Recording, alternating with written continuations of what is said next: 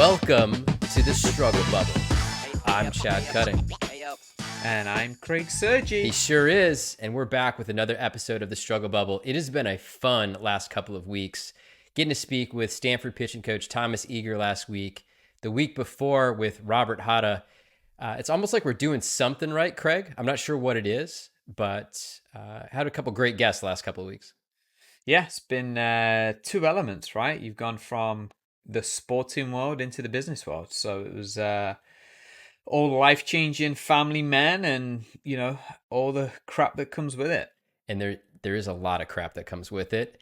And the comments and conversations that have come up in the last couple of weeks have also been great and just reinforces the entire reason why we're doing the Struggle Bubble podcast.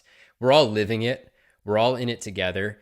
We hear stories like Thomas, the way he grows up, the way he approaches his team and his family and his relationships. And the same thing with Robert, realizing what's most important to him every cycle of life. He made it professionally, has a family, and then is able to reassess everything going on and really identify what motivates each of them. And Thomas had brought something up in one of our breaks last week of, are we hitting on the right topics? I don't know. I'm just talking. What are people going to resonate with? And I just kind of gave the feedback. We never know, but by sharing our story, people are then able to identify in just different pieces. And you never know what's going to relate or what somebody's going through, but just sharing the story and how we're approaching life is, the biggest element right now. Well, I said that's why we started this, right? Is the group of friends are all feeling the same pinch. And, we've got a guest coming on in a few weeks. I won't reveal his name right now, but he has a very interesting story. He's also English and transitioned over to California. But when he took one of his roles, a story he told me in the past was, I didn't know what I was doing. So I held a dinner, and he did know what he was doing. I should just reiterate that. He does know. He's a very intelligent person. But when he put in that role, it was like that, oh my God, imposter syndrome. And he got a group of people in the same role around a dinner table and said, okay, let's be transparent. This is where I am. This is where we want to go. I'm kind of figuring this out as I go. And they all go, oh my God, thank God somebody brought this up, because we're in exactly the same situation. So it'll be great when he comes on in a few weeks, and I'll ask him to tell that story a little bit about his life as well. But no, totally. I mean, I've been out in the crazy week last week. I'll go through that with you in a second. But same thing. I did a player review this week, and the parents were like, hey, I love listening to it because we are absolutely living the same struggle bubble. We totally jump in from drop off to pick up to who's got this, who's got that, how we're going to deal with that. Are we going on vacation? We're going on Sunday. Did you pack this or did I? So it was great to hear that. And also shout out to, we are expanding. We are in all continents now, Chad. Is that a question or statement? I actually did not look at the dashboard today. We were close. We got Australia. We ticked that one off. I don't know if we've gotten South America just yet. Did we get anybody down there? I don't know. I've not looked either, but I know we're growing. I know from the last 30 days we've had 250 plus downloads. So please keep listening, subscribing. It just helps us. And again, it helps us as in, we want to hear what you want us to talk about, who we can get to interview, and see if we can help, anybody out there in that struggle bubble. So I think that number would be a little bit higher, Craig, if Thomas knew how to share on Instagram. So we're going to have to, I saw Jenna was able to post, but I'm not sure if Thomas understands the intricacies of sharing to his social media presence. Yeah, it's a little bit like, and I love Thomas, but it's like, keyboard smash, and throw a baseball, totally. I hope he's listening and not listening at the same time. So we'll see what happens in the next 48 hours when he's able to get online. But appreciate everybody tuning in. We are growing, and I think one of the biggest indicators of success, or that we're onto something, Craig, is my Instagram algorithm is now all similar content of moms and dads, parents going through, struggling, and identifying, those different memes of what it takes to raise kids, what it takes to wake up and be motivated at work. So I think our content is striking a nerve with all the right parties across our social media and listening platforms. Yeah, and just to add on to that, we did a connection this week. Somebody reached out to us to connect with Robert about the VC world. So again, same thing. If um, you want to connect with some of the hosts, we will happily do that if it makes sense and they're okay with that. So any 7-year-old baseball player that wants to speak to Thomas about going to Stanford, absolutely reach out and we'll put him on blast. Actually, we may just give everyone his phone number. I think that's what we do. Uh, We just actually publish that. And if you want your child to be recruited by Stanford and become a future major leaguer, here are the 25 steps necessary. It'd actually be a good test to see if anybody actually listened to what he had to say and how to approach and how we're looking at it. And the kids are 8, 9, 10 years old. Let's have some fun. Don't put the pressure on them that they need to be recruited by Stanford this early. Well, that's my life. That's my life's goal. So, you just crushed it. All right, so let's go into last week. Just so everybody that's listening, this week, Chad and I are actually going to do a review. We're actually on episode number 9. So we nearly made it to the 10. So we've got some questions from people over the last 8 episodes. We're going to kind of touch on and walk through. We may not get through all of them, so I apologize. But the struggle bubble last week was a long one for me, between work and soccer and everything in between. Took a team to Colorado to play an NPL showcase. Real struggle bubble, and I'll say that with open arms. Of it was over 100. I think it was close to 105, 8, 10, something around that on one of the game days. So the kids did fantastic. Just real tough environment to play in. We went with 13 players. Within the first 10 minutes, one of the centre back fractured a wrist, just fell on it funny. So that put us down to 12. And we won that game against a team from Texas, I believe they were, 6-2. They weren't great. And then we lost the second game 1-0, and that's when it was, I think it was 105 or 108 degrees. It was roasting. And it was a struggle. 12 kids, rotation of one sub as much as I could every 5, 6, 7 minutes. The facility, fantastic. They did a great job, the referees, etc. In those games, you're only allowed to sub once a half a player. You can't just constantly rotate like we can in regional leagues. But they opened that up so you could do as much as you wanted. They did 2 water breaks a half, so 2 breaks in a 35-minute period. But yeah, it was a struggle. But the bigger thing, and I said this to the kids and the parents, this is all about experience. Don't, wins and losses will happen. But they finished the first game. They went to Boulder. They got ice creams. Next morning at breakfast, all the kids are wearing Colorado Boulder university sweatshirts, and Got to get the swag. swag. And yeah, totally.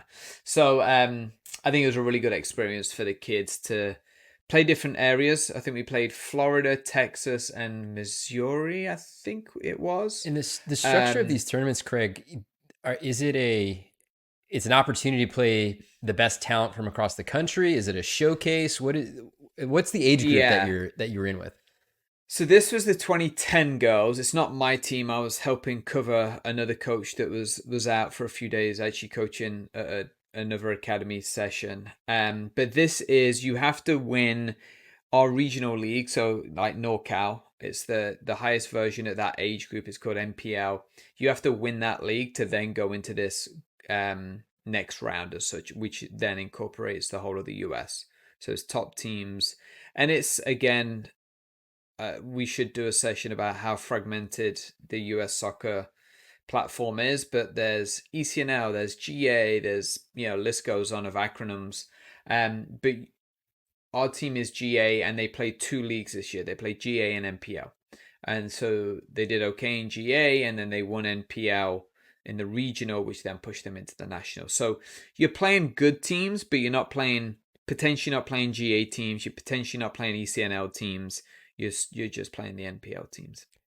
And that's in the back of my mind, it's some of in the baseball side, at least, you have these big showcase programs where it's really just about making money for the tournament or the home club. And I was curious if there was something similar, or if this is a separate, well-run event where it's about the soccer, it's about the kids, and not just grinding people through, game after game. It is. Yeah, it is. Those college there's college coaches there and national ID stuff, and so it is a little different. The funny thing to me, I'll be honest with you, is okay, Colorado shouldn't have been that hot. It's kind of, I think it was the hottest it's been in 25 years or something like that. Um, but it blows my mind. Like, why the hell are we playing soccer tournaments in July on the West Coast? Like, it's so hot. Um, so yeah, it is what it is. You try and fit it in when available, but it's a bit of a mind blower that we would have kids. And it's one of those things. People, as I said, traveled from Florida to Colorado. It's 110 degrees. In any normality, you would cancel those games because of the heat. And they did do a good job. They moved some games around. They took everything off turf, so it all went to grass, which I thought was a good idea. Um, Normally you would cancel because it's way too hot, but when people have spent thousands of dollars traveling across the nation, you kind of got to go with it as best you can. Yeah, and it sounds like they added some flexibility, make sure that the kids' health is front and center, get the Yeah. water breaks, get the substitutions, all of that right. Yeah, we had when the kid broke their arm, we had a first aid tent right in the corner of the field. Like there's one spot between four fields, so there was staff there immediately. You know, they did a really good job of making sure everything was dialed in. And you mentioned it's a new team for you, and you're kind of filling in. How do you step in as a coach, right? You know your soccer, you know your X's and O's, all that. You don't have to worry about that. But there's a sniff test, right? This guy's coming in. What does he know? How's he present himself? Am I going to listen to him? How did you approach this new group of kids? Yeah, great question, actually. So initially, it's an email to the parents saying, you know, a coach is missing or the coach is doing something else. And, you know, the coach that was missing, she actually, again, alphabet soup, she was one of the coaches picked to represent the GA. So what happens on that level is they choose coaches across the nation. They pick X amount of kids that go to a showcase, and then coaches go in and pick those players. So that's why she couldn't make it and I stepped in. So initially it's an email, who I am, resume. Then I did a couple of training sessions with the girls. And then for me, it's all about at that age, just starting high school, and Thomas talked about it last week. It's like you got to get to know the kids. The X's and O's, the kids know and you know, and we put a plan together and we try and execute it. But it's more about the opinions, personalities, all those things. And we're in a tough situation. You got 13 kids that then drop to 12. I don't really know where everyone's best position is. It's just what I see at the time. So it was a very, and this is how I am anyway when I coach, it's transparency. What do you guys think? I know what I think we should do, and I've got an idea of what we can do, but I've only been in a situation once with you guys, so I need some feedback. And if you're not comfortable in a position, you need to give me feedback on that. Then you take all of that and you extract what you think is right, and then you push that into the game. And you're going to put noses out sometimes, naturally. The hard one is, I find hard, is I want to listen to every single parent. They're trying to impress me immediately about certain things. Maybe it's their playing experience, their past, whatever. And then what they think's best for their kid. That's the difficult one for me because I want to encourage that high communication and transparency. I also want to be respectful of what they're telling me. And then I generally don't say too much back. I let them do a lot of talking, absorb, and then I do what I think's right. And, you know, again, it's open conversations with the kids more than anything. At that age, that, as I said, getting into high school, they know. They know quite a lot. They've been playing 7, 8, 9, 10 years. It's it's their team. I can't do it for them. Yep. Right. And, you know, we poor old England getting KO'd. I wasn't going to bring it up. I wasn't going to bring it up. I was going to stay away from it this entire time. But I think let's pause on the new team that you went out to Colorado with and just vent. I'm here for you, bud. Walk me through the game. First, where were you watching? Were you by yourself? Were you pacing? Oh, by myself. Okay. I do. I can't. I have a 1966 shirt that I wear all the time, and I cannot wear it because every time I wear it, we lose or we've lost. So I'm superficial. Superstitious? So sorry, you can be superficial too, but that's a whole separate conversation for a different podcast. I'm superstitious, right? So I'm there, and then I'm just hoping we go. I'm just like, you got nothing to lose. I mean, obviously you can lose a final, but you got nothing to just get after it. And there's pockets where I'm super excited and seeing the future, like Bellingham at 21 and Palmer, and Yeah. the list of the youngs. But I've gone through that, right?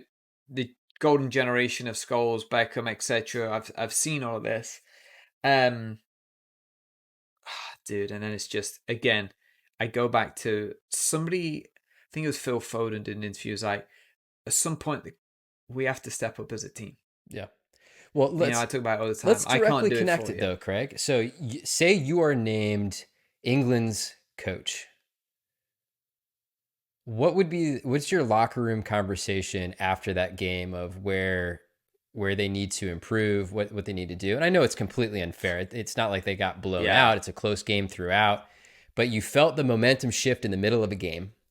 yeah, The whole crowd is now back into it. It's like, holy shit, we got a chance. We can do this. yeah, yeah. And then, I mean, a late Stabbed in the substitution. heart.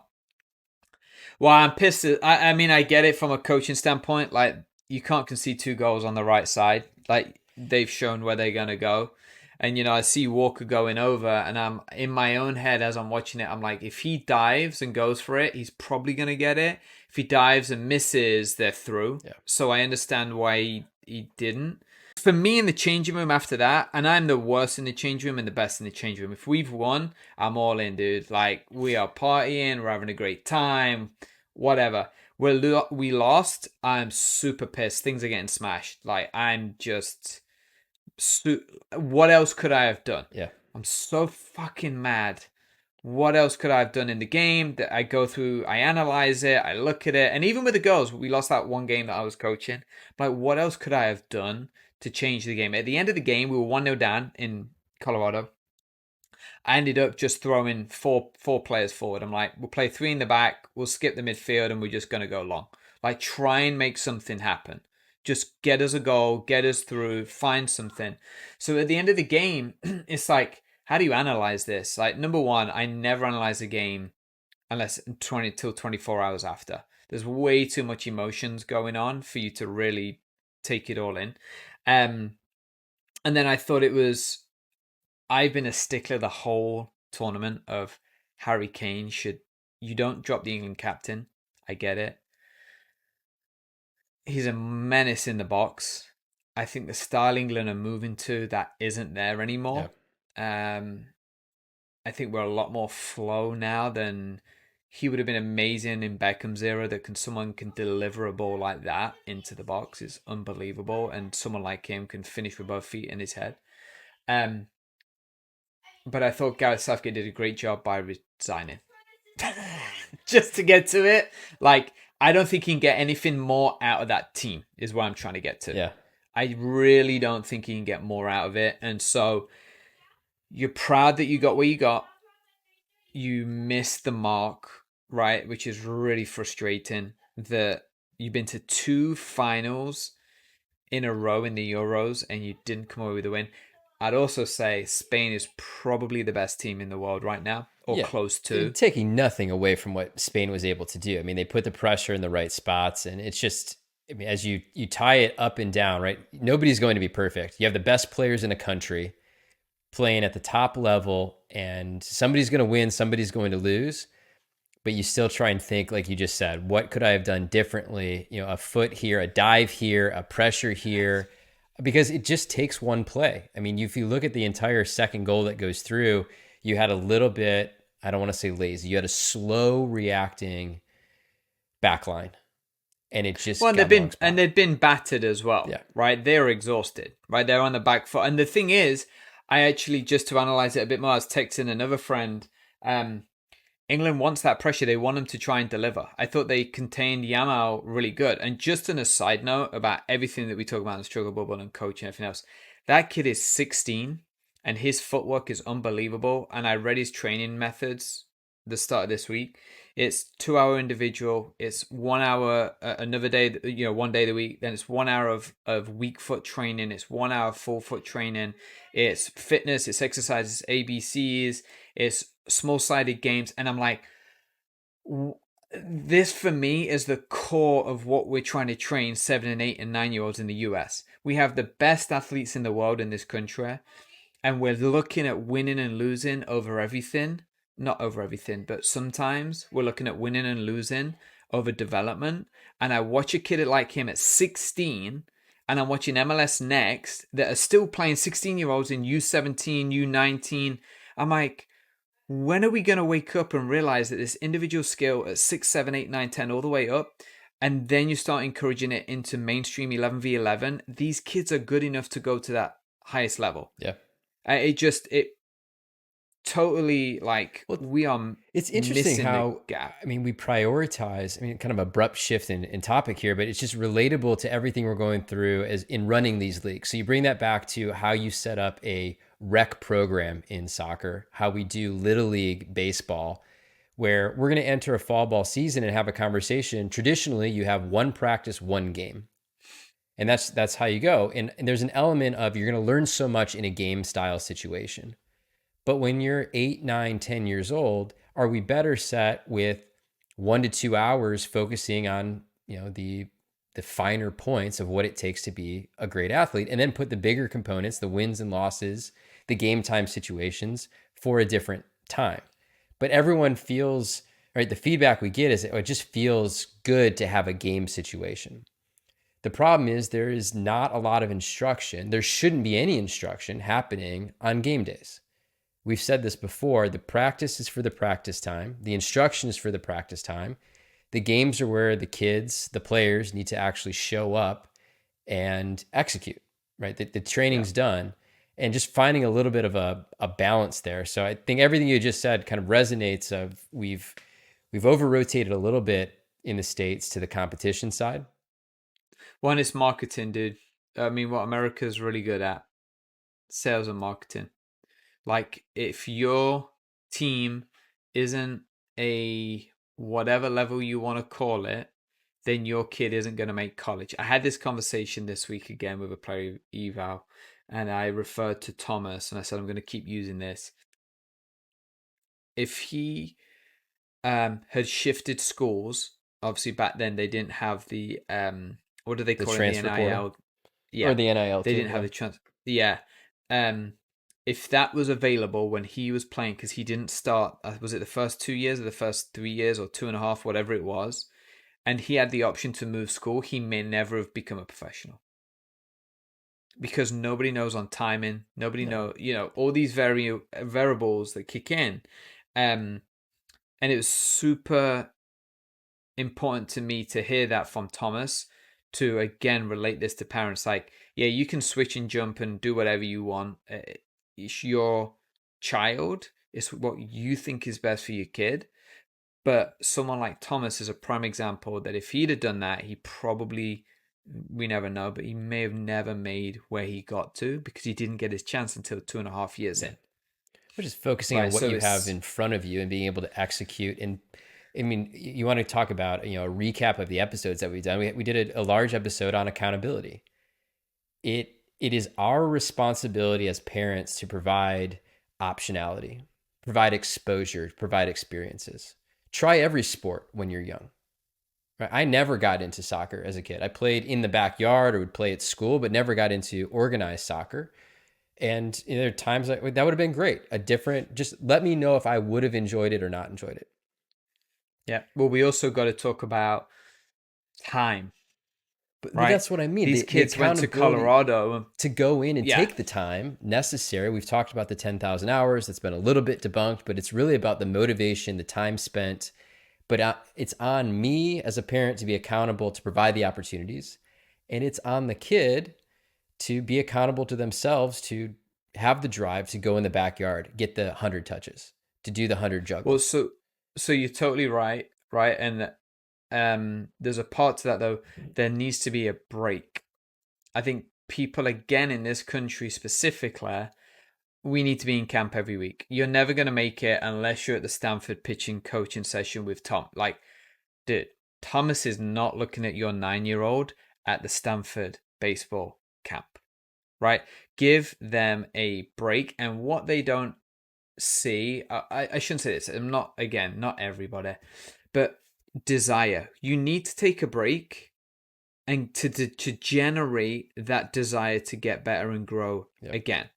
Right. And I think people really, really, me personally, I'm seeing this in dance right now. We're preparing for a competition at Tahoe, and I'm like, you need a break after this. You guys are absolutely exhausted. And that then, what I'm seeing in that world is, I talk to my kids about this all the time, is if you're a natural leader, you bring the level of the room up. If people are messing around, you snap them back. That's not the coach's. Yes, it is the coach's role, as in keeping everybody organized up, but the coach builds the environment that you naturally keep pushing yourself to the next level, the next level, the next level. Now, you lose that when you're in a continuous loop. You need to take a break. You need to stop.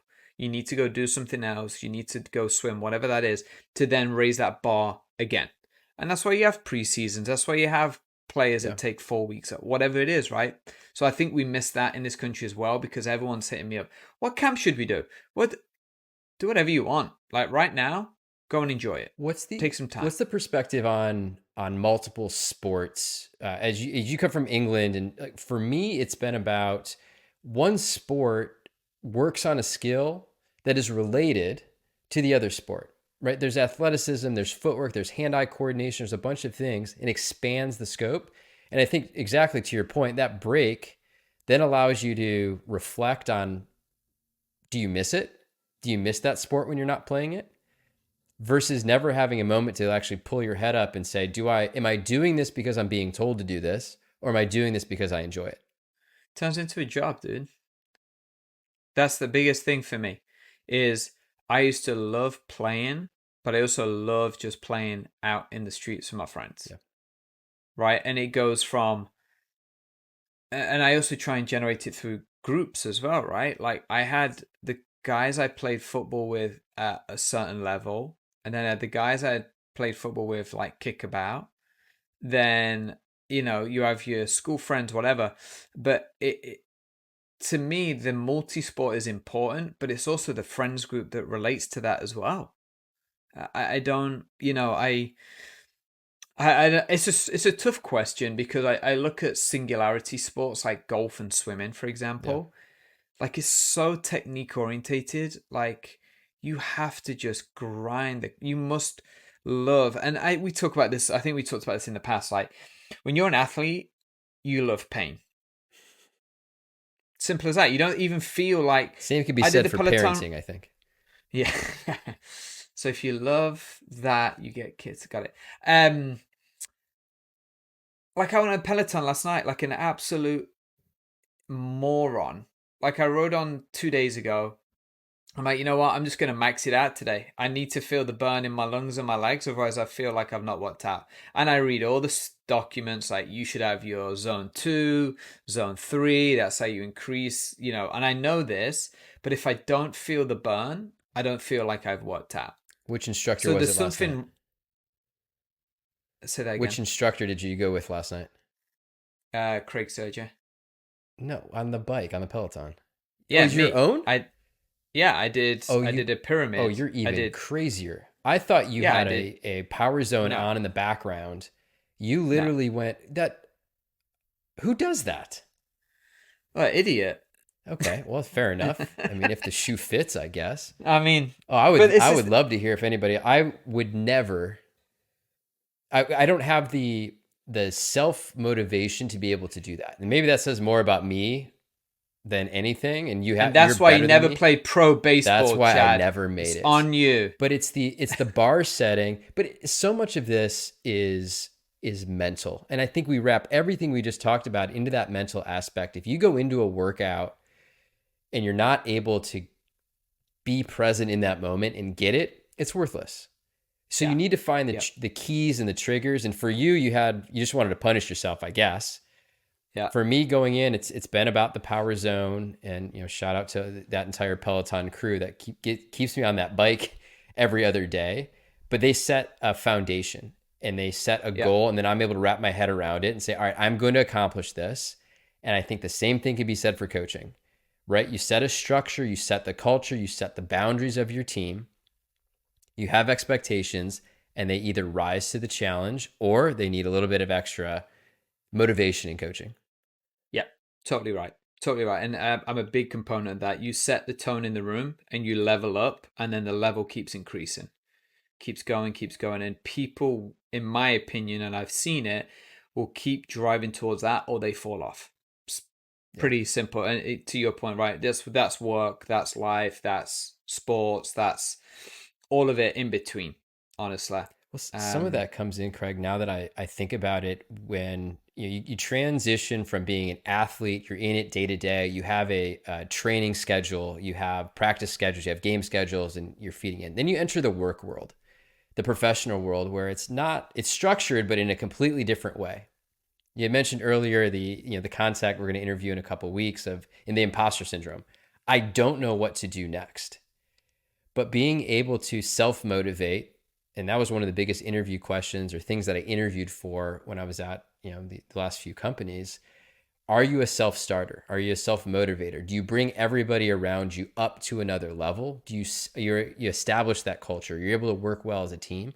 So much of that comes through being an athlete. Yeah. Oh, and accountability, especially team orientated. Like, go back to England, Kyle Walker must feel like shit because 2 goals came down the same side. Yeah. Right. Well, I So was the first to start texting of, who is this guy? What is he doing? yeah, it's rough. But yeah, I mean, it's the whole thing. It really is. And again, it's just youth. We talked about it again, something this week's evaluation. I told him to listen to the podcast. I'm like, look, we talked about it with Thomas, as in, um, you your accountability in the team. I'm there to provide the environment, and then you accelerate that environment moving forwards. Right? Same note. Hey, parents, you don't remember being 7, 8, 9, 10 and doing the stuff that these kids are doing. Just FYI, Yeah. right? You got to take that into content all the time. That when you're shouting, screaming, and the parents I was speaking to, they don't do any of that. They sit way back, they watch, they clap, good job. And the minute something gets a little like, why is she playing? What's Craig doing? Why is this? They take one more step back away from that group and start clapping again and like, oh, that's great. Yeah, that self-awareness Like, is something. And I mean, we've done, this is our 9th episode now. We've had so many good, nuggets between the folks that we've talked to and just our own personal experiences. But it continues to be difficult in those moments where you're in the thick of it, something is not going the way that you had planned it. And the ability to take a step back or take a breath, take a beat to actually see and understand, acknowledge that emotion and not act on it is the hardest part. And I'm guilty of that just with the kids, right? Lauren and the girls had been traveling. I'm trying to get Theo brush his teeth, go to bed on time, eat the right foods, and he's a 9-year-old. He's going through his own emotions. And the thing you want to do is, we're building this company, this podcast. There's things we want to be able to accomplish, and you're in that zone. That kid's not in that same zone, yeah. right? So how do Yeah. you take a step back, take a deep breath? It happened last night, bedtime, right? We thought it was bedtime. It was late. We had watched a movie. For better or worse, I thought Dumb and Dumber 2 would be funny to put on. It was funny, and then inappropriate, and the fast forward button, the pause button. But hey, you only live once. Well, you know where there's two things. There's a comical part there that I'll jump onto in a minute, and we'll get everyone's opinion. I'm all in for Austin Powers, PG-13. Britain says no. I'm like, it's one of the funniest movies ever. So people can tell me yes or no on that. 90s humor and early 2000s humor. But the point last night is it was late. We had a fun night. Everything was going well. And I thought everyone was asleep. So I start walking upstairs. And Theo heard me, heard the steps, and walks out. Where are you going? You're going to bed? Can you stay downstairs? And the first gut reaction is, oh, get back in your bed. I want to go. I'm tired. I want to go to bed right now. I want to go to sleep. But I was able to take a breath and go. And the amount of times we're going to be able to go and lay in his bed or lay next to his bed and have a conversation and go to bed. And then he was out in 5 minutes. So I felt good. And that is That doesn't happen often with me. Usually it is a little bit of an outburst that I'm working through, but the moral of the You story, know, taking a step back. looking how big the kids are getting, we're not gonna have much time of that left. There's one part you came up there regarding like the outbursts and reactionary stuff. Is I truly still think you need a friendship group and a mentor in there to help through that process. So when I was like, come on, like, what am I doing wrong with these 7-year-olds, 8-year-olds, whatever? I'm like, how the fuck are we losing against this team? Whatever. I called a friend, Di Redwood, is down in Southern California. I've coached with for years, known for 10 plus years. And he's like, Serge, what are you talking about, dude? Like, they're 8. You know how we coach in Europe. You know, and Di runs, just give some history. Di's done child psychology and stuff in Wales, in Britain. And then he is the Manchester City development officer in Southern California. So Man City brought out all these little pods. And anyway, so him and I always talking about youth development. And he's like, you know what we coach? Like individual technique, foundation phase, development phase, introduce passing movement, getting to, all these different variations. He's like, it doesn't matter until they're 13, 14, 15. And you also know that college coaches and high level coaches will be looking at these kids individually, ambition, confidence at 8, 9, 10. Then we start looking at a little bit more, technique and tactics and stuff as they grow. And I know, and he reaffirmed me on this, or reaffirmed it to me on this, is like, we know at 14, 15, 16 that, dude, we're looking at these individual players that can fit into a system that can play at the next level with us. The winning and losing of the team that they're actually on doesn't matter at all. Completely irrelevant. And I'm like, I know. And I was like, I needed that 10 seconds of slap in the face, get your shit together, pull it back down where it should be, because you know better. And if parents don't listen to you and they want to go somewhere else, just to put your hands up and go, yep, you know what? 2 plus 2 is 5. You're right. Take your kids somewhere else. Yeah. And he's like, you just know the cycle. So I think that mentorship, irrelevant in life, business, whatever, and call it therapy, whatever, from a family standpoint, is so key to bring us back to, we know where our core morals and values are, and, outbursts are not part of it, really. 100%.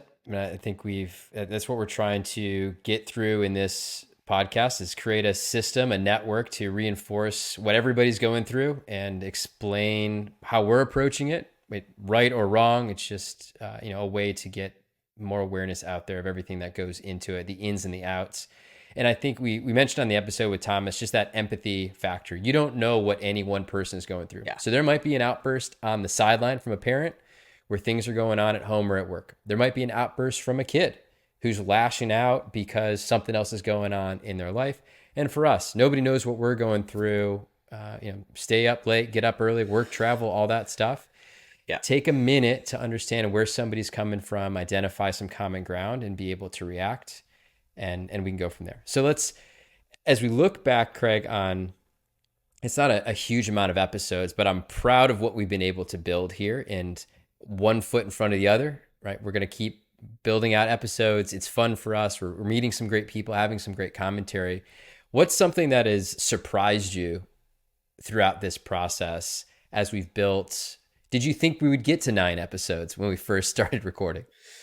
Yeah, I mean, I'd say the biggest thing is the amount of people that not probed tell me, even this morning, walking Echo, my mother-in-law was walking her dog in town and she was with her friend, and one of her friends said, oh my God, I listened to you guys on the podcast. Yeah. I'm like, oh, great. Like, that has really surprised me. Like, the people I wouldn't anticipate listen to it. Also, when we've reached out from business and sports world and stuff, and people that want to come on the podcast and talk, because again, it's that imposter syndrome, and partly that, but also like people actually listening, and we're helping them deal with whatever they're going through, right? Whatever that may be in their life at that moment in time. But that's kind of shocked me a little bit. Again, the people that are coming up to me, and then the people that want to come on and do interviews and join the podcast and those kind of things. So you mentioned running into your mother-in-law. Can you share with our listeners the advice that your own mother gave you for this episode? What did she ask of you? Oh yeah, it told me to stop swearing. And what have you done? How many F-bombs have we had today? Zero. Oh, what are you talking Yeah, about? okay. Well, let's mark this clip right now, and I'm going to play back the two F-bombs, or at least one that you had maybe 10 minutes ago. She's kind of used to it at this point. It's you never get too old to get soap put in your Hey, mouth. you are who you are. Old dog and new tricks and all that. Well, speaking of new tricks, though, I do want to.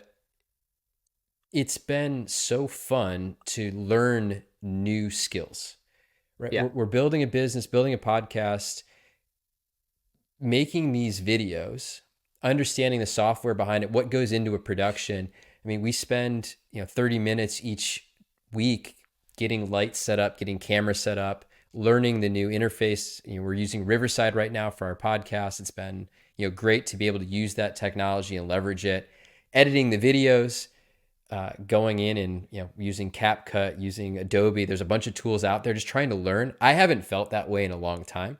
We've gotten Yeah. into a bit of wash, rinse, repeat in our careers, and this has been something that's it's been exciting to try and learn new tricks to bring this podcast and our business to life.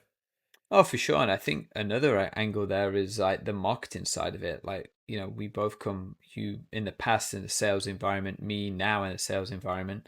Um, just how it's evolved maybe the last 20 years, maybe less, maybe 15, um, of the amount of people again that have seen Struggle Bubble on Instagram or social media, over downloading, subscribing, YouTube, whatever.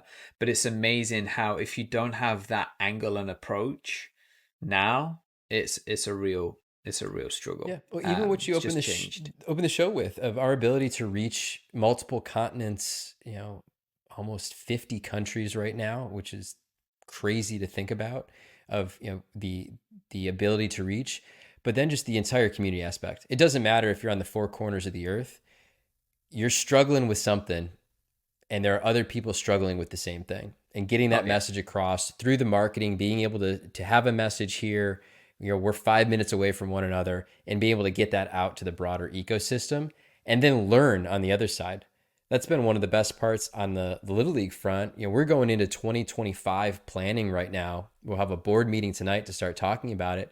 There are different things that you're learning through the feedback of these episodes or of the connections that you're making to make everybody's experience even better. We're sharing out, but also receiving a ton of feedback back in.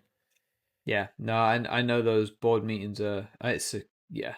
It's crazy where we're going to be in 10 years. I was going to go down the whole AI road there real quick of like just totally making your life easier if you actually know how to use some of the powerful tools in there of you and I use it all the time, right? ChatGPT, I use it all the time now for analyzing emails and writing things up and stuff, and it's just evolving so quick. Yeah, we'll see where we'll be in 10 years. Well, that's 10 years. What are you excited about on the podcast front, on the Struggle Bubble side, over the next couple of months as we hit our stride here and go into our 10th episode next week? Yeah, I think the guests we've got coming on from the business world is something I'm super excited about. I've always been really interested in the VC world, so understanding what they look for, and I look at the VC world a lot like coaching, right? What are you looking for today? What are you looking for tomorrow? How does that? What's the analytics around that? All those kind of things. I'm excited about, and then some of the football guests or soccer guests we've got coming up as well. We've got some current coaches in the NWSL coming on.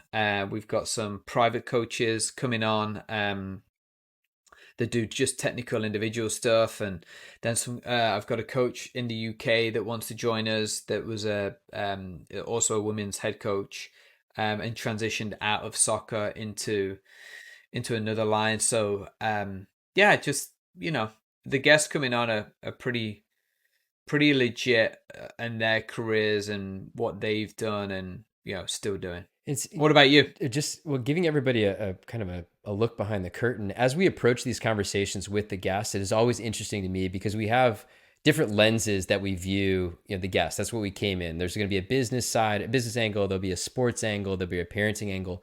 Everybody that we've talked to touches on every one of the angles because it is that struggle bubble. Sure, they're focused on being a soccer coach. They're focused on being in a VC, but they're raising their kids. They're volunteering to be a soccer coach at home. They're volunteering to be a, lacrosse coach, and they know nothing about it. There's so much that connects all of us in every facet of our life. In one part, if you're not into learning about the VC world in California, well, stay for the parenting advice they get when they're trying to balance having East Coast hours on the West Coast with 3 kids at home. Yep. Well, and the real world stress, right? Like, everyone gets a job to generate income. Well, these guys have multi-millions of dollars they're investing into certain businesses that they're putting a bet on that it's going to be successful. So there's a different level of stress that even revolves around their day to day. Robert, I think, brought it up great. Like, he realized he was doing X amount of hours a day, and that was taking time away from other things that were important in his life. So, yeah. Well, just yesterday, there was a close friend that made a post on LinkedIn saying, he's been in the professional world for 15, 20 years, and finally just had the realization that, hey, I'm going to take a minute for myself.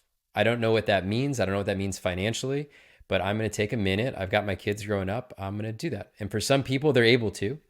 For others, they think about, is this worth it? And they want to have those conversations. Maybe it's a career change. It's a vertical change. But just having the conversation and getting it out there, talking to people about it.